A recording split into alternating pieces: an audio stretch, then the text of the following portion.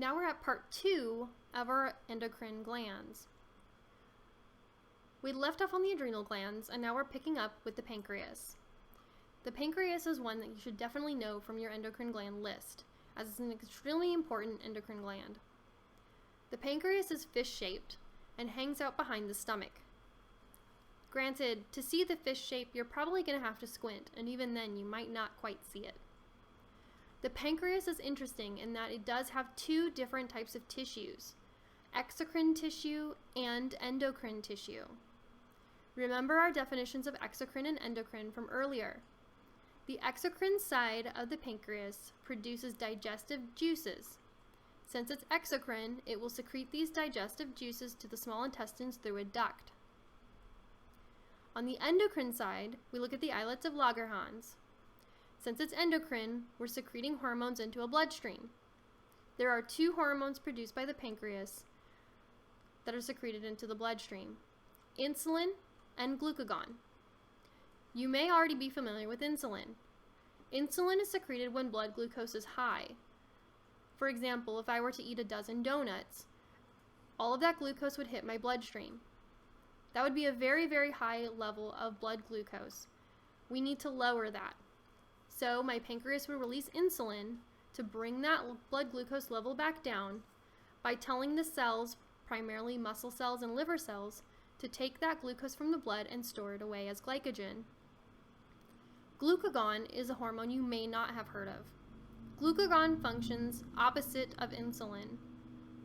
This means that when blood glucose is low, glucagon will stimulate the breakdown of that glycogen found in the liver to be released into the bloodstream.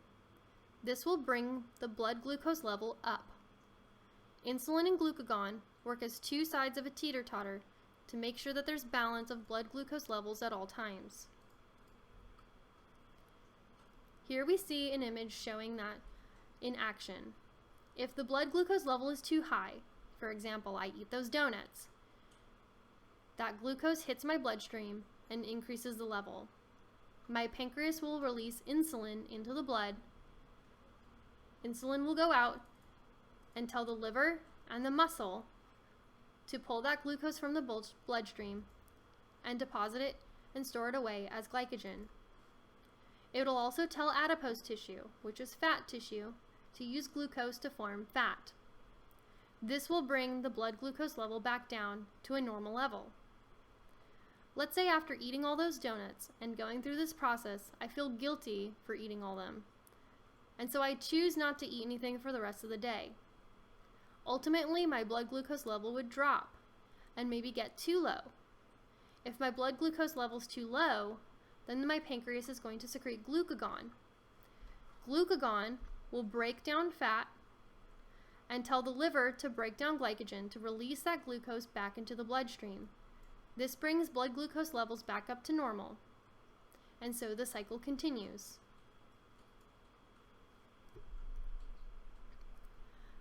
Sometimes, though, there are conditions affecting the pancreas. One of the most common is diabetes. At its roots, diabetes is just the inability to control blood glucose levels. And there are two types, type 1 and type 2. While both type 1 and type 2 are united in the inability to control blood glucose levels, how that happens is very different. This is an extremely common disorder, with over 25 million people in the US having some form of diabetes, although the most common type is type 2. Both type 1 and type 2 diabetes have some general symptoms in common, including frequent urination, unusual hunger or thirst, changes in weight, blurred vision, a lack of healing, and excessive fatigue. If diabetes is not controlled, there are long-term and mainly irreversible effects, including blindness, loss of limbs, nerve deterioration, kidney damage, and cardiovascular disease. Let's look at type 1 first, and then we'll look at type 2.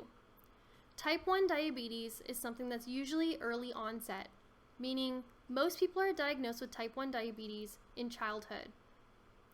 Type 1 is an autoimmune disorder.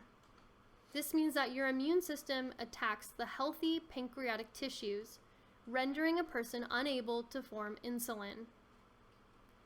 Since those B cells are attacked by the immune system, they cannot produce insulin. Insulin injections are needed in order to control blood glucose levels. Type 2 diabetes is normally onset during adulthood and is the most common type. Most people are diagnosed with type 2 diabetes in middle age, although with increasing rates of obesity, we're seeing increasing rates of type 2 diabetes being diagnosed in even younger patients. This is extremely common in those who are obese and have sedentary lifestyles. In type 2 diabetes, the pancreas is fully functional. However, the cells are not responding to the insulin being released by the pancreas. In order to control and even prevent this, proper diet and exercise is extremely important. Moving on to the gonads. We'll start with the testes and then look at the ovaries as well. We'll briefly look over the testes and ovaries though, as we have an entire chapter where we will get into more depth for both of these. The testes are the gonads found in males, and they produce androgens, so things like testosterone. Hormones like testosterone help control growth of things like the penis and testes. They are also responsible for male sex characteristics like facial hair, underarm hair, and pubic hair.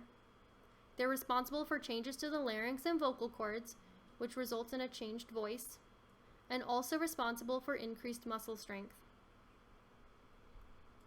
The ovaries are the gonads found in females.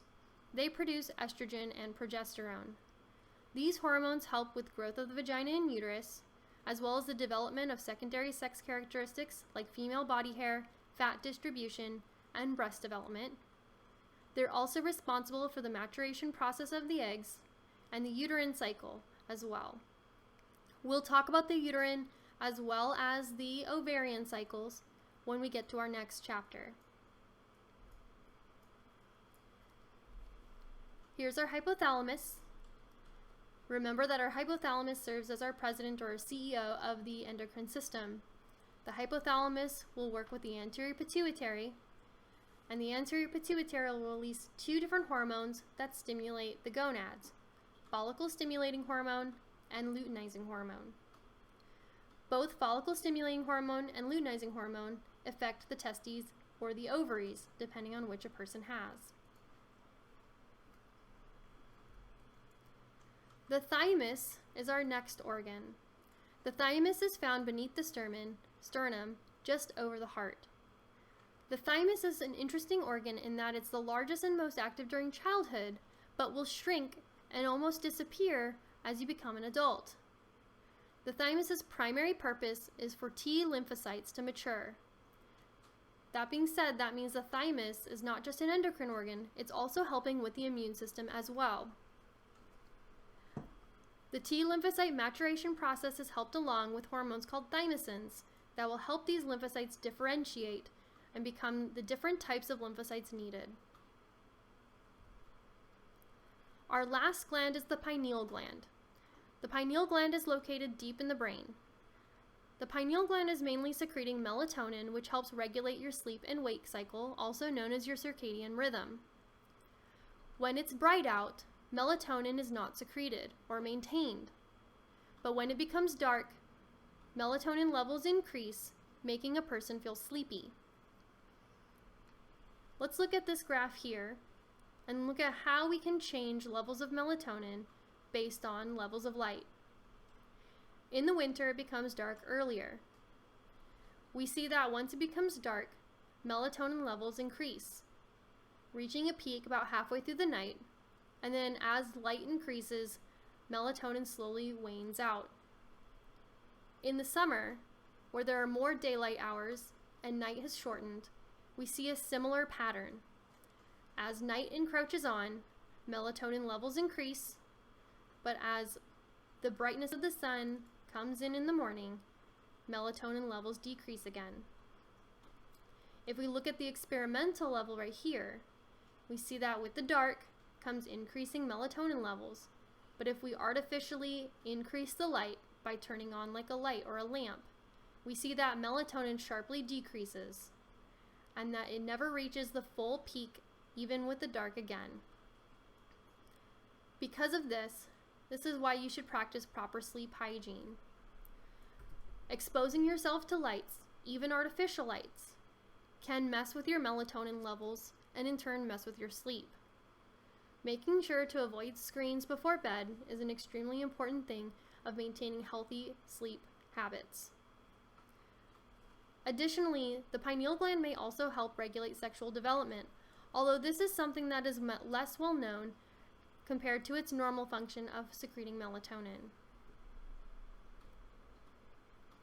There are also hormones that can come from other tissues. These are tissues that are not necessarily endocrine glands, but still have an important role in maintaining homeostasis in the body. Erythropoietin is one we've heard of already. This is secreted by the kidneys and helps to increase red blood cell production. So when you have too few red blood cells, erythropoietin will help increase that level. Leptin is also produced by the fat cells and acts on the hypothalamus by giving you a feeling of being full. Prostaglandins are local hormones. These are hormones that don't necessarily go into the bloodstream. They work with the local neighboring cells. They can also cause smooth muscle contraction, impact reproductive organs, and have many other roles. Prostaglandins is really a large category that has very diverse function. And so for that reason, we won't go too far into that group. Although an important little note and a little fact that we can know is that aspirin and ibuprofen both block the synthesis of these. So prostaglandins do have involvement in pain. Both the nervous and endocrine systems are extremely important in maintaining homeostasis. They provide a way of communication throughout the body, both very quick and a slower response. The hypothalamus is the structure that bridges both of these systems together. The nervous system allows us to respond to changes in the external environment very quickly, while the endocrine system helps us respond to slower but more sustained changes. Take a look at this figure to look to see how the nervous and endocrine systems work with other body systems to provide homeostasis.